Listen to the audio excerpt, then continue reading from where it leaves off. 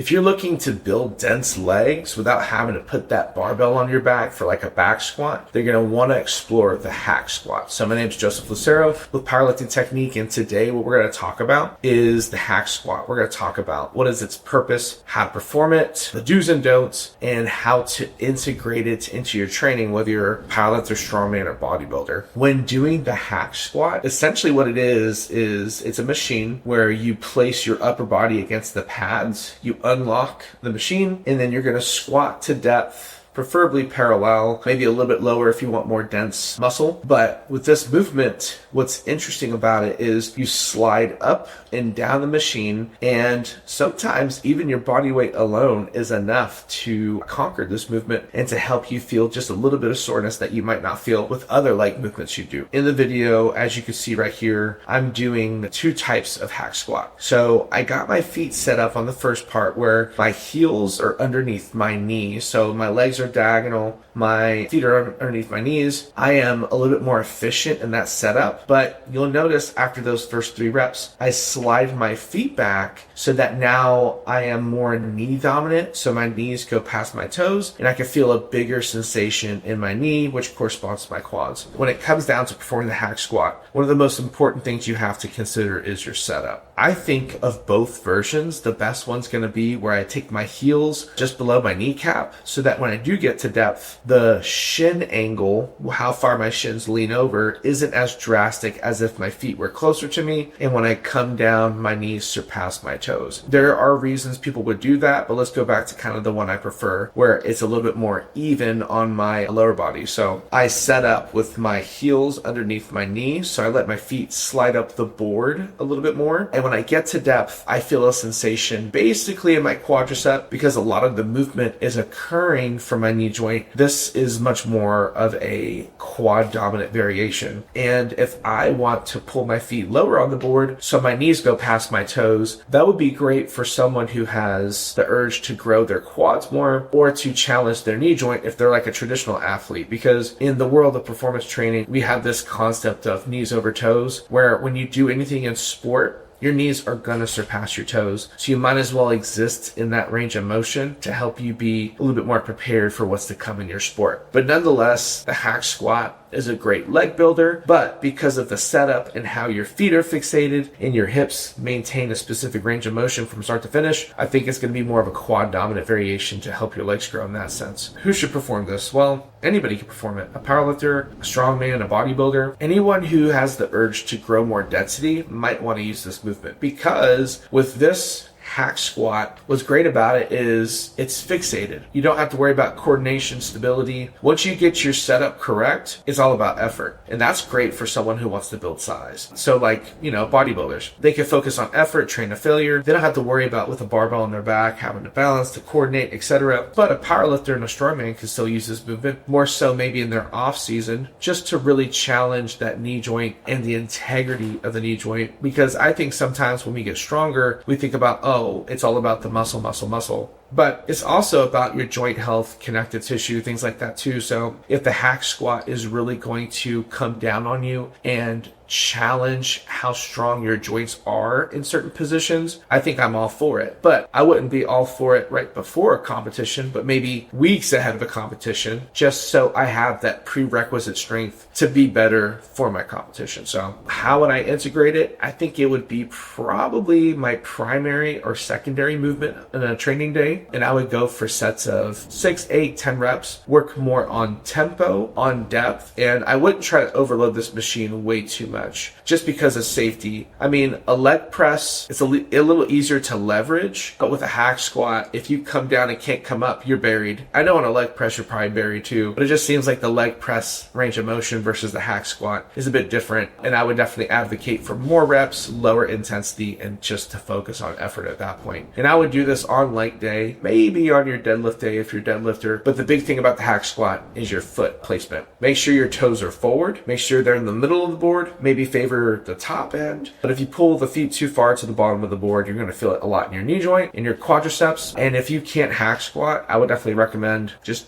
do any other kind of squat. Barbell squat, goblet squat, front squat, anything that's going to get you in a position that mimics the hack squat. But again, my name is Joseph Lucero with Powerlifting Technique. I hope you enjoyed the video. Let me know your thoughts. Subscribe, like the channel, leave a comment below, and hopefully we'll catch you next time.